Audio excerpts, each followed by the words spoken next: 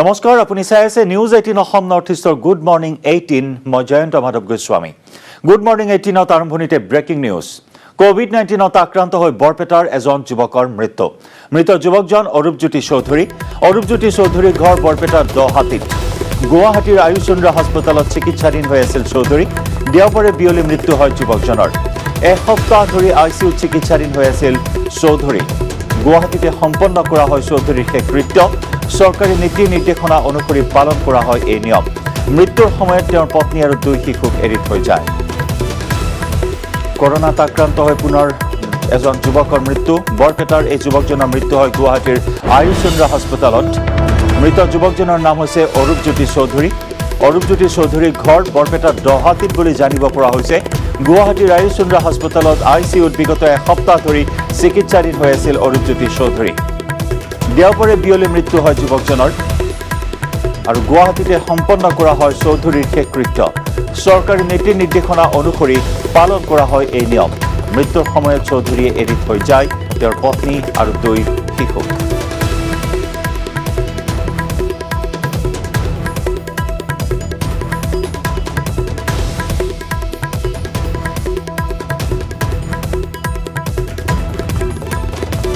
মাৰাত্মক ৰূপত বৃদ্ধি পাইছে কৰোনাৰ গণ সংক্ৰমণ সমগ্ৰ দেশজুৰি ভয়াৱহ ৰূপত বৃদ্ধি পাইছে ব্যতিক্ৰম নহয় ৰাজ্য গুৱাহাটী মহানগৰীকে ধৰি ৰাজ্যৰ বিভিন্ন প্ৰান্তত এতিয়া ক্ৰমাৎ বৃদ্ধি পাইছে কৰোনাৰ গণ সংক্ৰমণ আনহাতে মৃত্যুৰ সংখ্যাও ক্ৰমাৎ বৃদ্ধি পোৱা পৰিলক্ষিত হৈছে আৰু শেহতীয়াকৈ বৰপেটাৰ এজন যুৱক অৰূপজ্যোতি চৌধুৰী যুৱকজনৰ নাম এইজন বিবাহিত যুৱকৰ মৃত্যু হয় কোভিড-19ত আক্ৰান্ত হৈ বিগত এসপ্তাহ ধৰি তেওঁ চিকিৎসাধীন হৈ আছিল মহানগৰীৰ আয়ুচন্দ্ৰ হাস্পতালত আইচিইউত তেওঁ চিকিৎসাধীন হৈ আছিল আৰু দেওবাৰে বিয়লি মৃত্যুমুখত পৰে বৰপেটাৰ দহাটিৰ যুৱক অৰূপজ্যোতি চৌধুৰীৰ গুৱাহাটীতে সম্পন্ন কৰা হয় শেষ কৃত্য আৰু এনেদৰে ভয়াৱহ ৰূপত এতিয়া বৃদ্ধি পাইছে কৰোনাৰ গণ সংক্ৰমণ বৃদ্ধি পাইছে মৃত্যুৰ পৰিসংখ্যা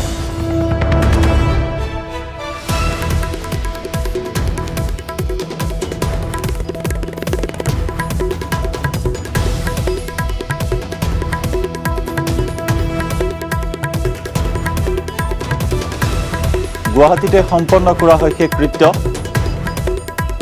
চৰকাৰী নীতি নিৰ্দেশনা অনুসৰি পালন কৰা হয় নিয়ম আৰু মৃত্যুৰ সময়ত অৰূপজ্যোতি চৌধুৰী নামৰ বিবাহিত এইজন লোকে এৰি থৈ যায় তেওঁৰ পত্নী আৰু দুই শিশুক বিগত এসপ্তাহ ধৰি তেওঁ আইচিইউত চিকিৎসাধীন হৈ আছিল কিন্তু কেনেদৰে এইজন যুৱক কোভিড-19ত আক্ৰান্ত হ'ল সেয়া এতিয়াও জানিব পৰা হোৱা নাই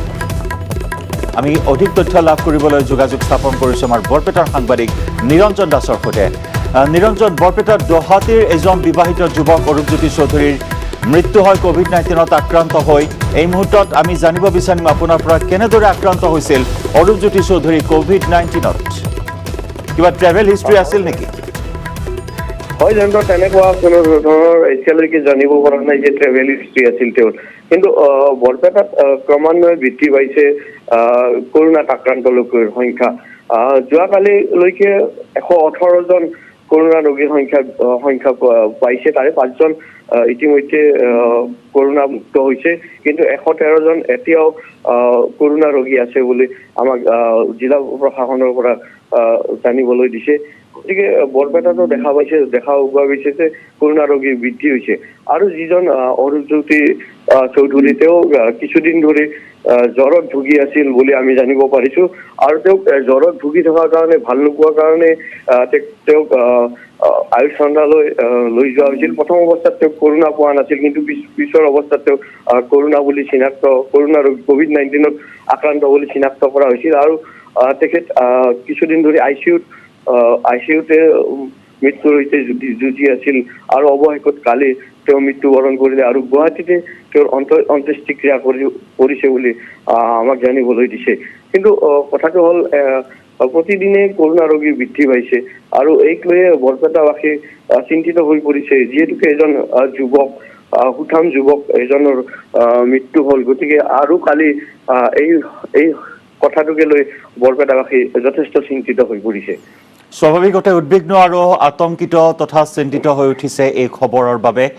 বৰপেটাবাসী আপুনি জনাইছে সেই খবৰ নিৰঞ্জন এই মুহূৰ্তত জানিব বিচাৰিম তেওঁ জ্বৰত আক্ৰান্ত হৈ আছিল আৰু তাৰ পিছতে তেওঁক জ্বৰৰ পৰা আৰোগ্য নোহোৱা তেওঁক গুৱাহাটীলৈ লৈ অনা হ'ল আয়ুষচন্দ্ৰ হস্পিটেলত তেওঁক ভৰ্তি কৰোৱা হ'ল কিন্তু এই মুহূৰ্তত জানিব বিচাৰিম যিহেতু ট্ৰেভেল হিষ্ট্ৰী এতিয়াও জানিব পৰা হোৱা নাই বা কেনেদৰে সংক্ৰমণ হ'ল সেয়াও জানিব পৰা হোৱা নাই কোনো অন্য ৰোগতো আক্ৰান্ত আছিল নেকি এইজন লোক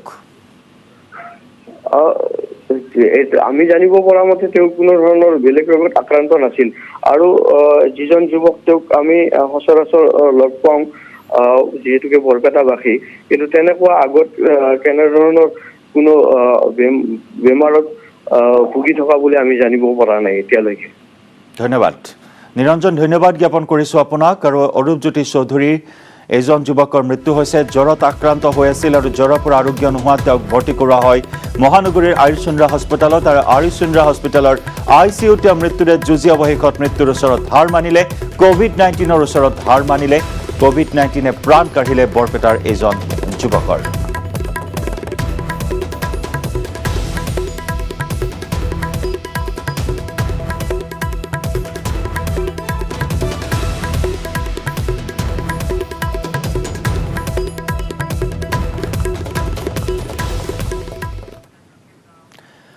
আৰু অসমতো উদ্বেগজনকভাৱে বৃদ্ধি পাই আছে COVID-19ত আক্ৰান্ত লোকৰ সংখ্যা দেওবাৰৰ পৰিসংখ্যা আমি জনাওঁ দেওবাৰে ৰাজ্যত 639 জন আক্ৰান্ত হৈছে COVID-19ত দেওবাৰে 23,300টা কোভিড পৰীক্ষা সম্পন্ন হয় কেৱল গুৱাহাটীতে আক্ৰান্ত 354 জন লোক ৰাজ্যত কৰোনা আক্ৰান্তৰ হাৰ 2.74%। অসমত উদ্বেগজনকভাৱে বৃদ্ধি পাইছে COVID-19ত আক্ৰান্তৰ সংখ্যা দেওবাৰে ৰাজ্যত 639 জন কৰোনা আক্ৰান্তক চিনাক্ত কৰা হৈছে আৰু সৰ্বাধিক গুৱাহাটী মহানগৰীত আক্ৰান্ত হৈছে 354 জন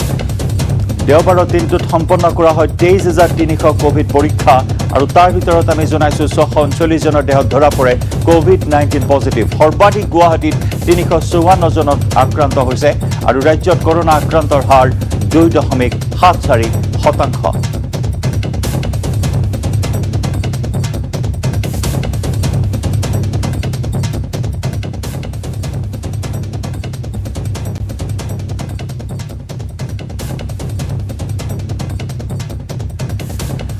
আমি যোৰহাটলৈ যাম যোৰহাটৰ সাংবাদিক গৌতম বৰাৰ সৈতে পোনপটীয়া সম্প্ৰচাৰত আমি সংযুক্ত হৈছোঁ গৌতম অতি উদ্বেগজনকভাৱে কৰোনাৰ গণসংক্ৰমণ বৃদ্ধি পাইছে গুৱাহাটী মহানগৰীৰ যদি পৰিসংখ্যা চাওঁ সৰ্বাধিক পৰিসংখ্যা প্ৰত্যেক দিনেই দেখিবলৈ পোৱা হৈছে যোৰহাটৰ খবৰ কি আছে আপোনাৰ হাতত যোৰহাটত এই মুহূৰ্তত কেনেকুৱা কোভিড পৰিস্থিতি হয় হয় নিশ্চয়কৈ জয়ন্ত অতিকৈ উদ্বেগজনক পৰিস্থিতিৰ দিশে আগবাঢ়িছে যোৰহাটৰ ইয়াৰ ব্যতিক্ৰম নহয় কিয়নো কালিৰ দিনটোত অৰ্থাৎ দেওবাৰৰ দিনটোত 15গৰাকী নতুন কোভিড পজিটিভ ৰোগী যোৰহাটত চিনাক্ত হৈছে আৰু বৰ্তমানলৈকে অৰ্থাৎ দেওবাৰৰ দিনটোলৈকে যোৰহাটত কোভিড ৰোগীৰ সংখ্যা হৈছে 163গৰাকী আৰু ইয়াৰ পৰিপ্ৰেক্ষিতত আজিৰ পৰা যোৰহাটৰ যিসমূহ প্ৰি প্ৰাইমেৰীৰ পৰা আৰম্ভ কৰি পঞ্চমমান শ্ৰেণীলৈকে যিসমূহ চৰকাৰী তথা বেচৰকাৰী বিদ্যালয় আছে সেই বিদ্যালয়সমূহ বন্ধ ৰখাৰ বাবে নিৰ্দেশনা জাৰি কৰিছে যোৰহাটৰ জিলা দণ্ডাধীশে গতিকে আজিৰ পৰা এই বিদ্যালয়সমূহ বন্ধ থাকিব আৰু যি মাস্ক পৰিধান নকৰা লোকসকলৰ ওপৰত ইতিমধ্যে জৰিমনা বিহিবৰ বাবে যি কঠোৰ নিৰ্দেশনা চৰকাৰৰ তৰফৰ পৰা জাৰি কৰা হৈছে যোৰহাটতো সেয়া কঠোৰভাৱে বলবৎ কৰা হ'ব বুলি আমাক জানিবলৈ দিছে কিন্তু জয়ন্ত আমি দেখিবলৈ পাইছোঁ যে যেতিয়া আমি বাতৰি সংগ্ৰহ কৰিবলৈ যাওঁ তেতিয়া আমি দেখিবলৈ পাইছোঁ যে বিহুক কেন্দ্ৰ কৰি বিগত দিনকেইটা যি ধৰণৰ এক পৰিস্থিতিৰ সূচনা হৈ আছিলে সমগ্ৰ অসমত যে বহুলোকে এই কথা কৈছিলে যে নিৰ্বাচনৰ সময়ছোৱাত যিহেতু বিভিন্ন ৰেলী ওলাইছিলে বা বিভিন্ন সভা সমিতি অনুষ্ঠিত হৈছিলে গতিকে বিহুৰ ক্ষেত্ৰত কিয় নিষেধাজ্ঞা জাৰি কৰা হৈছে বা ইমান সীমাবদ্ধতা কিয় আনি দিয়া হৈছে কিন্তু আমি ক'ব বিচাৰোঁ জয়ন্ত যে নিজৰ সুৰক্ষা এই কোভিড পৰিস্থিতিৰ ক্ষেত্ৰত নিৰ্ভৰ কৰে প্ৰতিজন ব্যক্তিৰ নিজৰ ওপৰত আৰু যিসকল লোকে সমালোচনা কৰে বিশেষকৈ যদিহে লকডাউন দিয়ে তেওঁলোকৰ জীৱিকাৰ সমস্যাৰ সৃষ্টি হয় বুলি তেওঁলোকে যিসকলে চৰকাৰক সমালোচনা কৰে সেইসকল লোকৰ মাজতে কিন্তু আমি দেখিবলৈ পাইছিলোঁ যে দুপৰ নিশালৈকে বিহু ফাংচন চাবলৈ যোৱা বা বিহুৰ বিভিন্ন কোনো ধৰণৰ কোভিড প্ৰট'কল নামানি বজাৰ সমাৰ কৰিবলৈ যোৱা বা অত্যাধিক ভিৰ কৰা সেইসকল লোকেই কিন্তু এনেধৰণে জড়িত থকা আমি দেখিবলৈ পাই আহিছিলোঁ কিয়নো ইয়াৰ পূৰ্বে 2020 চনত যি COVID-19 পৰিস্থিতিৰ সৃষ্টি হৈছিলে তেতিয়া নগৰ অঞ্চলৰ মাজতে বহু ক্ষেত্ৰত সীমাবদ্ধ আছিলে অৰ্থাৎ যি আক্ৰান্তৰ সংখ্যা নগৰ অঞ্চলতে আছিলে কিন্তু এইবাৰ যেতিয়া দেখিছোঁ যে বিহুক কেন্দ্ৰ কৰি গ্ৰাম্যাঞ্চলৰ লোকসকলৰ মাজত উৎসাহ উদ্দীপনা বহু পৰিমাণে বেছি আমি দেখিবলৈ পাইছোঁ আৰু নগৰৰ লোকসকল তুলনামূলকভাৱে বহু পৰিমাণে সচেতন হোৱাৰ বিপৰীতে কিন্তু গ্ৰাম্যাঞ্চলৰ লোকসকলে এই বিষয়টো কোনোপধ্যে গুৰুত্ব দিয়া নাই তেওঁলোকে এটা কথাই জিদ ধৰি আছে যে নিৰ্বাচনক কেন্দ্ৰ কৰি তেওঁলোকে জিদ ধৰি আছে কিন্তু তাৰ ফল যে অতিকৈ ভোগ কৰিব লাগিব সেয়া ইতিমধ্যে শেহতীয়া যিসমূহ পৰিসংখ্যা সেই পৰিসংখ্যাসমূহৰ পৰা নিশ্চিত হৈছে কিয়নো কেইবাগৰাকী লোকৰ মৃত্যু হৈছে তিনিচুকীয়াত মৃত্যু হৈছে ঠিক সেইদৰে আমি দেখিবলৈ পাইছোঁ যে যোৱা 24 ঘণ্টাত কেইবাগৰাকীও লোকে প্ৰাণ হেৰুৱাইছে আৰু আমি যদি সেই পৰিসংখ্যা চাওঁ বা বিগত বৰ্ষৰ যদি আমি তথ্য বিশ্লেষণ কৰিবলৈ যাওঁ তেতিয়াও দেখা পাওঁ যে জয়ন্ত যে দিল্লীত বা মুম্বাইত যি সময়ত বিগত বৰ্ষত যেতিয়া কোভিড-19 পৰিস্থিতিয়ে বিভীষিকাময় পৰিস্থিতিৰ সৃষ্টি কৰিছিলে তেতিয়া কিন্তু অসম সুৰক্ষিত হৈ আছিলে অসমত তেনেধৰণৰ পৰিস্থিতিৰ সূচনা হোৱা নাছিলে আৰু দিল্লী বা মুম্বাইত পৰিস্থিতিয়ে অৱনতি ঘটাৰ প্ৰায় 1.5 মাহ 2 মাহৰ পিছতহে কিন্তু অসমত তেনেধৰণৰ পৰিস্থিতিৰ সূচনা হৈছিলে য'ত নেকি আমি দৈনিক এনে বাতৰি পাইছিলোঁ যে আজি 2জনৰ মৃত্যু হৈছে আজি 5জনৰ মৃত্যু হৈছে তেনেধৰণৰ বাতৰি আমি লাভ কৰিছিলোঁ গতিকে সেই দিশতেই বৰ্তমান অসম ধাৱমান বুলি আমাৰ ধাৰণা হৈছে আৰু যি ধৰণে যোৰহাটৰ জিলা দণ্ডাধীশে নিৰ্দেশনা জাৰি কৰে যে মাস্ক পৰিধান কৰিব লাগে বা ৰাজপথত বা য'তে ত'তে থুই পেলাব নালাগে কিন্তু তেনেধৰণৰ কঠোৰভাৱে বলবৎ কৰা আমি দেখিবলৈ পোৱা নাই অধিকাংশ লোকে মাস্ক পৰিধান নকৰে বা মাস্ক পৰিধান কৰিলেও যেনেধৰণে পৰিধান কৰিব লাগে তেনেধৰণে পৰিধান কৰা পৰিলক্ষিত হোৱা নাই এই ক্ষেত্ৰত কিন্তু কঠোৰ ব্যৱস্থা বলবৎ কৰাৰ প্ৰয়োজনীয়তা আহি পৰিছে আৰু জয়ন্ত আমি আৰু এটা দিশ উল্লেখ কৰিব বিচাৰিছোঁ যে বহুকেইগৰাকী ব্যক্তিয়ে আমাক সেই সন্দৰ্ভত কৈ আছে যে কোভিড-19 যি চিকিৎসা পদ্ধতিৰ বাবে ইতিমধ্যে বৰ্তমানলৈকে কোনো ধৰণৰ এনে নিৰ্দিষ্ট চিকিৎসা পদ্ধতি ওলোৱা নাই যি নেকি কোভিড ৰোগীক সুস্থ কৰি তুলিব পাৰে তাৰ বিপৰীতে কিন্তু একাংশ লোকে এয়া দাবী কৰিব বিচাৰে যে অসমত উপলব্ধ যিসমূহ বনৌষধি আছে সেই বনৌষধিৰ জৰিয়তে কিন্তু বহু পৰিমাণে উপশম দিব পৰা যায় এনেধৰণৰ লোক আছে কিন্তু চৰকাৰ বা চিকিৎসা বিভাগ বা এই সংশ্লিষ্ট লোকসকলে কিন্তু এই সকলো লোকক ইগনোৰ কৰি আহিছে এক প্ৰকাৰে এই বিষয়টো গুৰুত্ব প্ৰদান কৰা নাই তাৰ বিপৰীতে চিকিৎসালয়ত যেতিয়া লোকসকল ভৰ্তি হয় বা তেওঁলোকে অক্সিজেন তাৰ সমান্তৰালভাৱে এনেধৰণৰ কোভিড পৰিস্থিতি ভয়াৱহ দিশলৈ গতি কৰিছে যোৰহাটকে ধৰি সমগ্ৰ ৰাজ্যখনত ধন্যবাদ গৌতম এই মুহূৰ্তত আমি বিদায় জনাইছোঁ আপোনাক পৰৱৰ্তী সময়ত পুনৰ সংযুক্ত হ'ম আপোনাৰ সৈতে আৰু যোৰহাটতো তেনেদৰে কোভিড প্ৰট'কল মানি চলা পৰিলক্ষিত হোৱা নাই বা যিসমূহ নিৰ্দেশনা দিয়া হৈছে মাস্ক পৰিধান কৰা বা অন্যান্য সতৰ্কতামূলক ব্যৱস্থাসমূহ কিন্তু ৰাইজে যেনেদৰে পালন কৰিব লাগে তেনেদৰে পালন কৰা পৰিলক্ষিত হোৱা নাই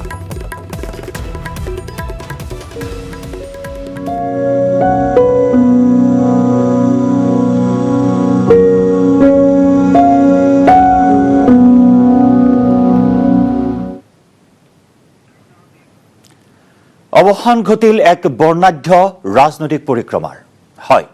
জীৱন নাটৰ সামৰণি মাৰিলে প্ৰাক্তন মুখ্যমন্ত্ৰী ডক্টৰ ভূমিধৰ বৰ্মনে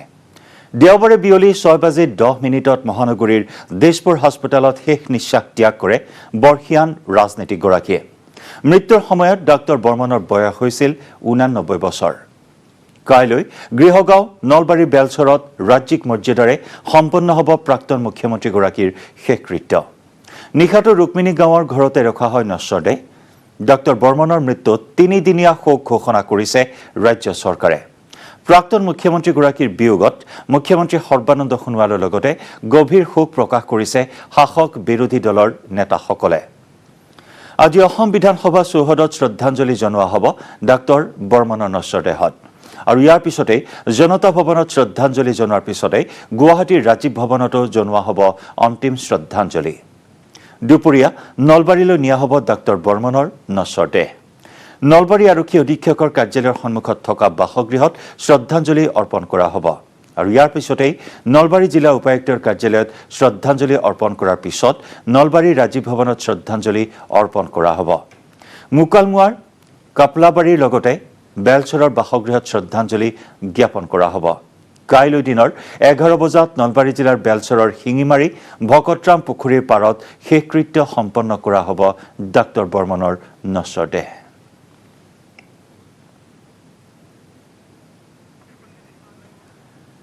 আৰু এগৰাকী বৰ্ষীয়ান ৰাজনীতিকৰ মৃত্যুৰ লগে লগে অৱসান ঘটিল এক বৰ্ণাঢ্য ৰাজনৈতিক পৰিক্ৰমাৰ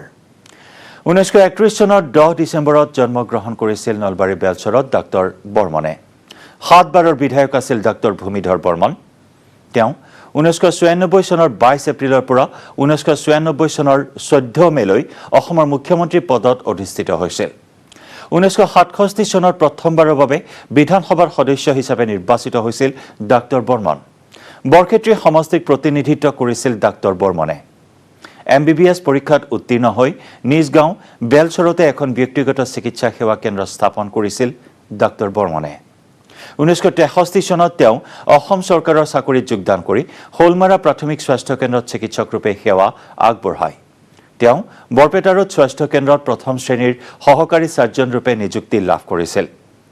ডাক্তৰ ভূমিধৰ বৰ্মন এজন ভাল চিকিৎসক হিচাপে সমগ্ৰ অঞ্চলটোতে তেওঁ খ্যাতি লাভ কৰিছিল। সেয়ে ৰাজনৈতিক নেতাসকলে তেওঁক ৰাজনীতিত অন্তৰ্ভুক্ত কৰাৰ কথা ভাবিলে। অসমৰ প্ৰাক্তন সাংসদ তথা বিধায়ক প্ৰফুল্ল গোস্বামী আৰু অসমৰ প্ৰাক্তন মুখ্যমন্ত্ৰী মহেন্দ্ৰ মোহন চৌধুৰীৰ হেঁচাত তেওঁ ভাৰতীয় জাতীয় কংগ্ৰেছ দলত যোগদান কৰে। 1966 চনত তেওঁ চাকৰিৰ পৰা ইস্তফা দিয়ে। 1967 চনত তেওঁ পশ্চিম নলবাৰী অৰ্থাৎ বৰ্তমানৰ ধৰ্মপুৰ সমষ্টিৰ পৰা বিধানসভাৰ সদস্য হিচাপে নিৰ্বাচিত হয়। 1972 চনত তেওঁ পুনৰবাৰ বিধানসভালৈ নিৰ্বাচিত হয়। সেই সময়ৰ মুখ্যমন্ত্ৰী শৰৎ চন্দ্ৰ সিংহই তেওঁৰ মন্ত্ৰীসভাত ডাক্তৰ ভূমিধৰ বৰ্মনক ৰাজ্যিক ৰাজহ আৰু শিক্ষা মন্ত্ৰী ৰূপে নিযুক্তি দিয়ে। 1978 চনৰ নিৰ্বাচনত তেওঁ জনতা দলৰ প্ৰাৰ্থীৰ হাতত পৰাস্ত হয়। 1983 চনত তেওঁ পুনৰ বিধানসভালৈ ধৰ্মপুৰ সমষ্টিৰ পৰা নিৰ্বাচিত হয়। সেইবাৰ তেওঁক মন্ত্ৰীসভাত শিক্ষা, স্বাস্থ্য, পৰিয়াল আৰু পঞ্চায়ত বিভাগৰ দায়িত্ব দিয়া হৈছিল। 1985 চনত হোৱা নিৰ্বাচনত তেওঁ পুনৰাই বিধানসভাৰ প্ৰাৰ্থীৰূপে থিয় দিছিল। কিন্তু সেইবাৰ তেওঁ অসম গণ পৰিষদৰ প্ৰাৰ্থীৰ হাতত পৰাজিত হয়। 1991 চনত বৰক্ষেত্ৰী সমষ্টিৰ পৰা ডাক্তৰ ভূমিধৰ বৰ্মন অসম বিধানসভালৈ চতুৰ্থবাৰৰ বাবে নিৰ্বাচিত হয়। সেইবাৰ তেওঁ বিপুল ভোটত জয়লাভ কৰিছিল। হিতেশ্বৰ শইকীয়াৰ মন্ত্ৰীসভাত তেওঁক জ্যেষ্ঠ মন্ত্ৰীৰূপে স্থান লাভ কৰি স্বাস্থ্য, শিক্ষা আৰু চুক্তি ৰূপায়ণৰ দপ্তৰৰ কাৰ্যভাৰ গ্ৰহণ কৰে। 1996 চনত তেওঁ বৰক্ষেত্ৰী সমষ্টিৰ পৰা অসম বিধানসভা নিৰ্বাচনত নামি পৰাজিত হয়। 2001 চনত পুনৰ বিধানসভা নিৰ্বাচনত প্ৰতিদ্বন্দ্বিতা কৰি বৰক্ষেত্ৰী সমষ্টিৰ পৰা তেওঁ বিধায়ক ৰূপে নিৰ্বাচিত হয়। তেওঁ তৰুণ গগৈৰ মন্ত্ৰীসভাত স্বাস্থ্য, পঞ্চায়ত আৰু গ্ৰামোন্নয়ন দপ্তৰৰ মন্ত্ৰীৰ নিযুক্তি লাভ কৰে। আৰু এনেদৰেই এক বৰ্ণাঢ্য তথা বৰ্ণিল ৰাজনৈতিক জীৱন পৰিক্ৰমা সামৰি বৰ্ষীয়ান ৰাজনীতিক ডাক্তৰ ভূমিধৰ বৰ্মনে জীৱন নাটৰ বাট সামৰিলে। আছিলে আপোনাৰ 13 পৰা মাৰ্চ 13 পৰা এডমিশ্যন হৈ আছিলে আৰু আজি এক্সপায়াৰ কৰিছে। তেখেতৰ একচুৱেলি এজ হৈছে ন 91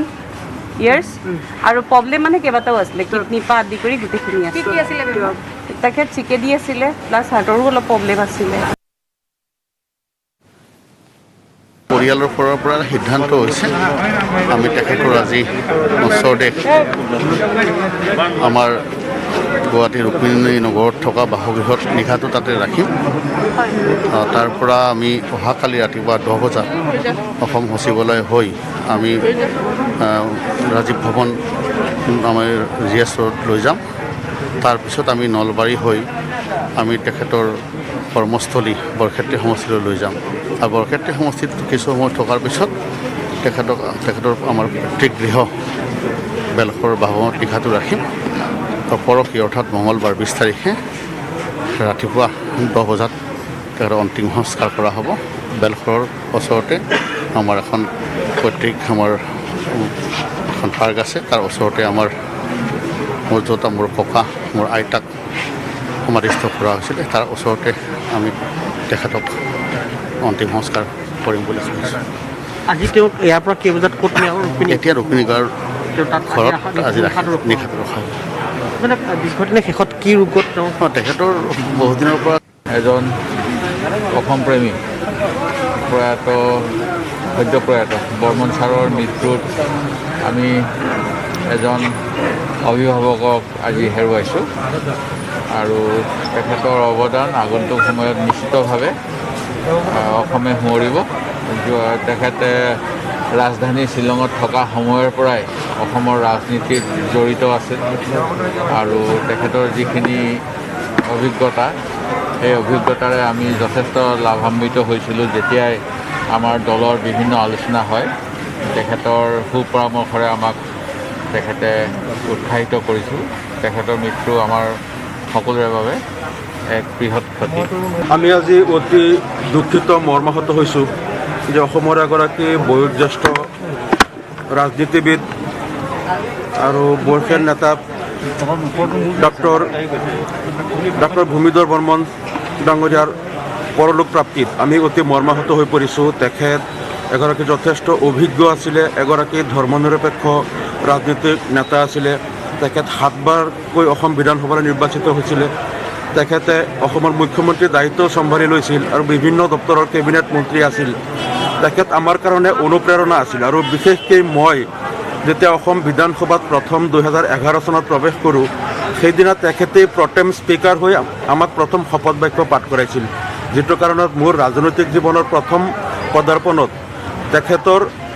যিহেতু তেখেত প্ৰটেম স্পীকাৰ হিচাপে আমাক সেইদিনা শপত গ্ৰহণ কৰাইছিল, গতিকে মোৰ ৰাজনৈতিক কেৰিয়াৰৰ প্ৰথম দিনটো তেখেতৰ লগত জড়িত আছিল। আমি তেখেতৰ মৃত্যুত গভীৰ শোক প্ৰকাশ কৰিছোঁ। সতীৰ্থ সাংবাদিক হীৰকজ্যোতি মালাকাৰৰ সৈতে আমি যোগাযোগ স্থাপন কৰিছোঁ পোনপটীয়া সম্প্ৰচাৰত। হীৰক, এইগৰাকী বৰ্ষীয়ান ৰাজনীতিক ডক্টৰ ভূমিধৰ বৰ্মনৰ বিয়োগত কেৱল কংগ্ৰেছ শিবিৰেই নহয়, ৰাজ্যৰ ৰাজনীতিত গভীৰ শোকৰ ছাঁ পৰিছে। আজি কেইবাটাও স্থানলৈ তেওঁৰ নশ্বৰ দেহ লৈ যোৱা হ'ব। অসম বিধানসভাৰ পৰা ৰাজীৱ ভৱনলৈ প্ৰত্যেকটো স্থানতে জনোৱা হ'ব অন্তিম শ্ৰদ্ধাঞ্জলি।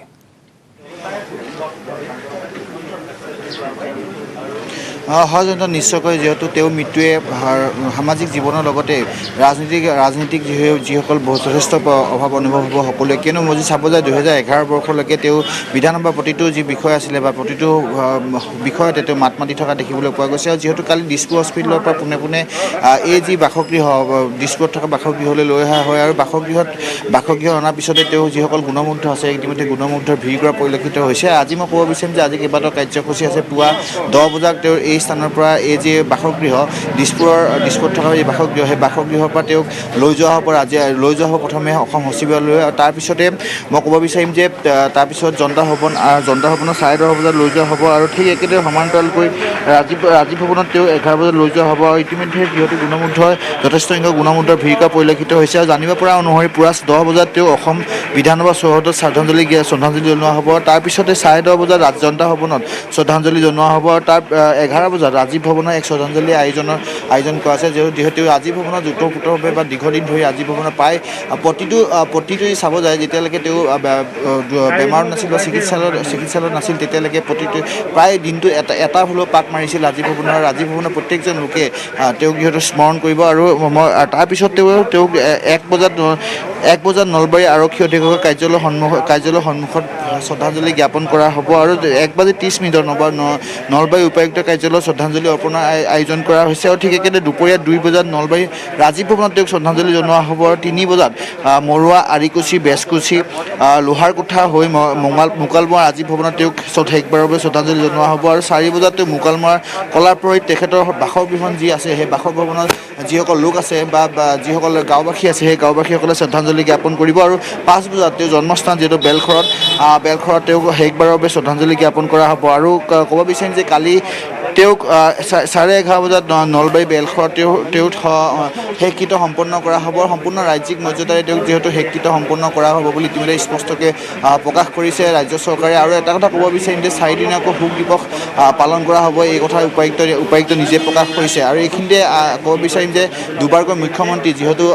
1996 চনত হিতেশ্বৰ শইকীয়াৰ মৃত্যু হোৱাৰ পিছত তেওঁ যিহেতু 22 দিনৰ বাবে মুখ্যমন্ত্ৰী আছিল। আৰু সেই 22 দিনত তেওঁ যিসমূহ কাম কাজ সেই কাম কাজ অতি নিয়াৰিকৈ পালন কৰা দেখিবলৈ পোৱা গৈছিল। সমান্তৰালকৈ 2010 বৰ্ষত যি কথা ক'ব যায়, 2010 বৰ্ষত প্ৰাক্তন তথা প্ৰয়াত মুখ্যমন্ত্ৰী তৰুণ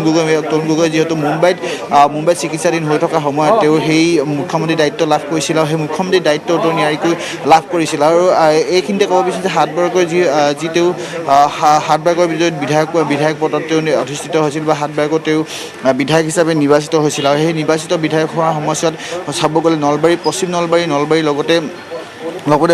বৰক্ষেত্ৰী এইবোৰ সমষ্টিৰ পৰা তেওঁ জয়লাভ কৰিছিল। আৰু ইতিমধ্যে দেখিব পাইছে যে যি ভিতৰ পৰিৱেশ মই দেখাই আছোঁ, যিহেতু ভিতৰত অজস্ৰ গুণমুগ্ধ ভিৰ কৰিছে। লগতে তেওঁক এই স্থানত শেষবাৰৰ বাবে শ্ৰদ্ধাঞ্জলি জ্ঞাপন কৰিবৰ বাবে প্ৰত্যেকজন ওলাই আহিছে বা যিসকল কংগ্ৰেছৰ লোক আছে সেই লোকসকলো ওলাই অহা দেখিবলৈ পোৱা গৈছে বা সেইসকল তেওঁ বাসগৃহত অন্তিমবাৰৰ বাবে শ্ৰদ্ধাঞ্জলি জ্ঞাপন কৰিবলৈ আহিছে আৰু এই মুহূৰ্তত দেখিছে আপুনি কিছু সময় পিছতে এই স্থানৰ পৰা প্ৰায় 9 পৰা 9:30 বজাৰ পিছত এটা কথা হাইলাইট কৰোঁ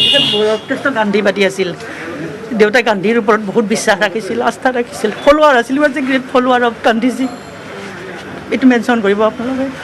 ধন্যবাদ জ্ঞাপন কৰিছোঁ আৰু সঁচা গান্ধীবাদী লোক আছিলে গান্ধীৰ যি আদৰ্শ সেই আদৰ্শলৈ তেওঁ আগবাঢ়ি গৈছিল আৰু তেওঁৰ যিহেতু মৃত্যুৱে এক ৰাজনীতিক জগতত যথেষ্ট ক্ষতি কৰিছে আৰু সকলো গুণমুগ্ধ লোক আহিছে আৰু বিশেষকৈ মই ক'ব বিচাৰিম যে তেওঁ যি শৰৎ সিংহৰ মন্ত্ৰীসভাৰ তেওঁৰ শিক্ষামন্ত্ৰী তেওঁ যিহেতু লাভ কৰিছিল আৰু সেই লাভ কৰাৰ পিছতে তেওঁ পিছু হুকি চাবলগীয়া নাছিল কাৰণ তেখেতে যি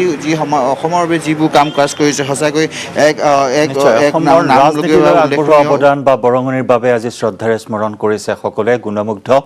অজস্ৰ গুণমুগ্ধই ভিৰ কৰিছে শেষ শ্ৰদ্ধাঞ্জলি জ্ঞাপন কৰিছে বাসগৃহত আৰু তাৰ পৰাই লৈ যোৱা হ'ব নশ্বৰতে বিভিন্ন স্থানলৈ জনোৱা হ'ব অন্তিম শ্ৰদ্ধাঞ্জলি হিৰক আমি এই মুহূৰ্তত আপোনাৰ পৰা বিদায় লৈছোঁ পৰৱৰ্তী সময়ত পুনৰ সংযুক্ত হ'ম আপোনাৰ সৈতে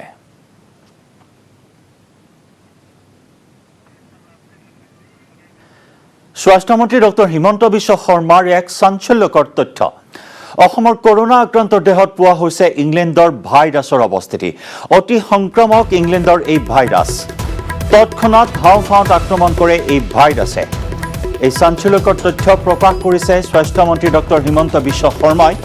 অসমৰ কৰোনা আক্ৰান্তৰ দেহত পোৱা হৈছে ইংলেণ্ডৰ ভাইৰাছৰ অৱস্থিতি অতি সংক্ৰামক ইংলেণ্ডৰ এই ভাইৰাছ অতি শীঘ্ৰেই হাওঁফাওঁত আক্ৰমণ কৰে এই ভাইৰাছে